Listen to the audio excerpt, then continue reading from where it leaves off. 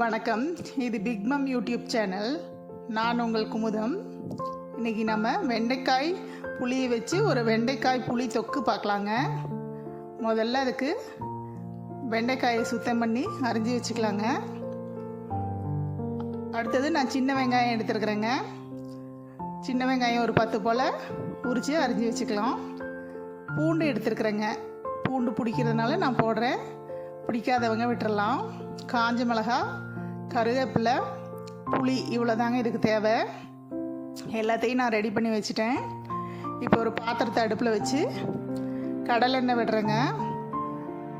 கடலெண்ணெய் விட்டு கடுகு, கடலைப்பருப்பு, உளுந்தம்பருப்பு சேர்த்துக்கலாங்க. சேர்த்துட்டு நல்லா கருகாமல் வறுத்து விட்டுட்டு கருவேப்பிலை சேர்த்துக்கலாங்க.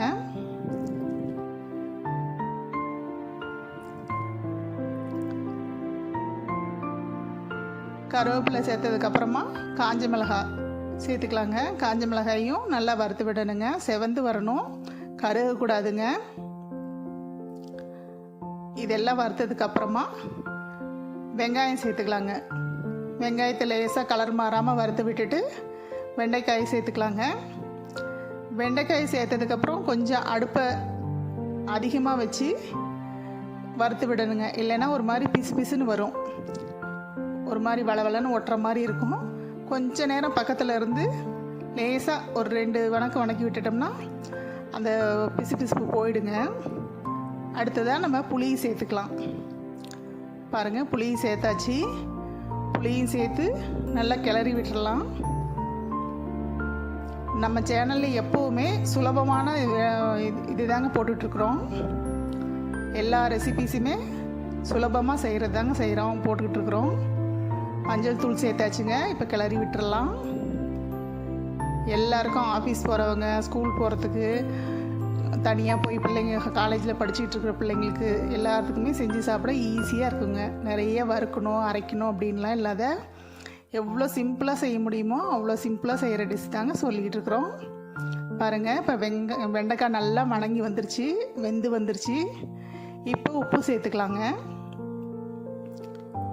உப்பு எப்போவுமே புளி நல்லா கொதித்து புளியோட பச்சை வாசனை போனதுக்கப்புறம் தாங்க சேர்க்கணும்.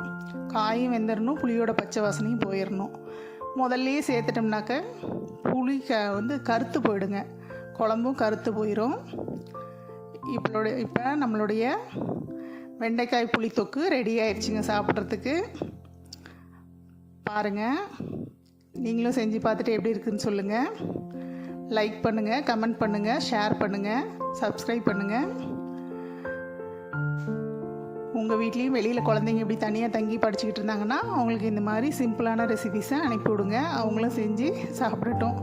கடையில் வாங்கணும் அப்படி இப்படின்னு இல்லாமல் அவங்களே செஞ்சு சாப்பிட பழகிக்குவாங்க. ஈஸியாக செய்கிறவங்க, பிகினர்ஸ் ஆரம்பிக்கிறவங்க, இப்போ தான் சமையல் ஆரம்பிக்கிறோன்னு நினைக்கிறவங்க எல்லாருமே செய்கிறதுக்கு நம்முடைய சேனலில் எல்லாமே சிம்பிளான ரெசிபியாக கொடுத்துட்ருக்குறேங்க.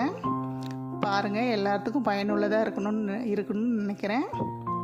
நன்றி, வணக்கம். இது பிக் மம் சேனல். நான் உங்கள் குமுதம்.